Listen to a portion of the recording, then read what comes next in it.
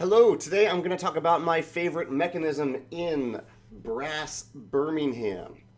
Now, I played this for the first time this past weekend. I had previously played an earlier edition of Brass, not the new Brass Lancashire, but a previous version of it. I think it was maybe the second edition or something like that.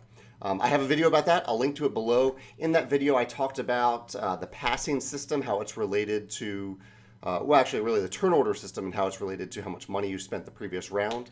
I also talked about how there are semi-cooperative elements, how you're sharing resources, and it feels good oddly, it feels good when someone else uses your resources in this game. And I talked about something else that I'm forgetting right now, but that was really clever. You can check out that video and find out. But the mechanism I want to talk about for Birmingham is something that I could have talked about in the previous video. The games are really very similar, especially to someone like me who doesn't know either game all that well. But I think this is worth mentioning, and I think it's really highlighted in this new edition and this new kind of spin-off version, because you have these beautiful player mats now, double-sided, onto which you're going to put all your tokens. In the original Brass, you didn't have player mats at all. These mats really, really help. Not only because the information on the tiles is no longer just on the tiles, but it's also on the mats, but also it shows you just a nice almost tech tree of progression here in all the different tile types. There are 1, 2, 3, 4, 5, 6 different tile types that go on this mat.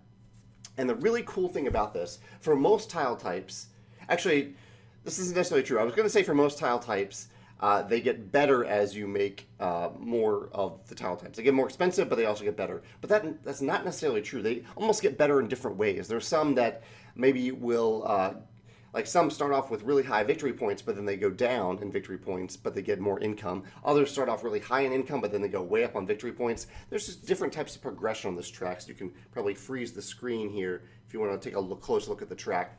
But the really cool thing about this is there are two ways to get access to what's in general the better versions of the tokens. So for example, in my game, I went heavy after this clay track here, whatever this represents, bricks or clay.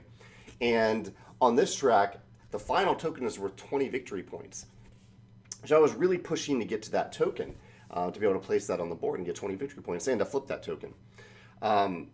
And there are two ways that you can do that. One way is to build a bunch of these tokens on the board.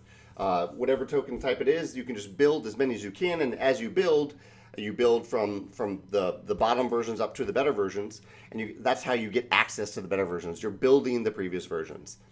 And I think in most games it would just be that. You have to build the earlier versions to get to the better versions. But Brass does something really, really cool where one of the actions you can take is to develop. And when you develop, you get to simply remove one or two of any of the lowest level available tokens on this mat of any type.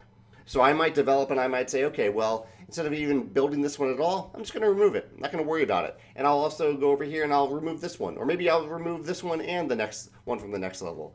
You can clear space and you can develop as much as you want. There are just a few tokens on here that say you can't develop past them, but it's very, very rare. For most of these tokens, you could spend your first 8 turns of the game simply developing.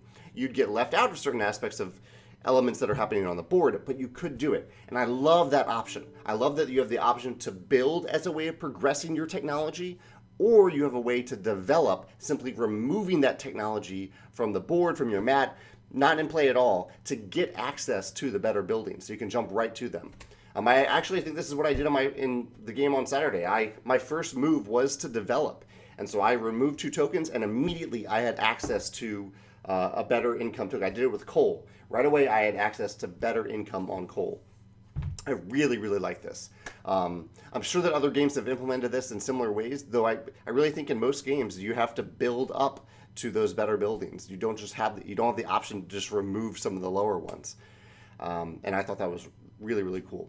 If you can think of other games that do something like this that you really admire and enjoy, or if you have a favorite mechanism in Brass that I haven't talked about here or maybe in my other video as well, feel free to mention it in the comments below. Thanks.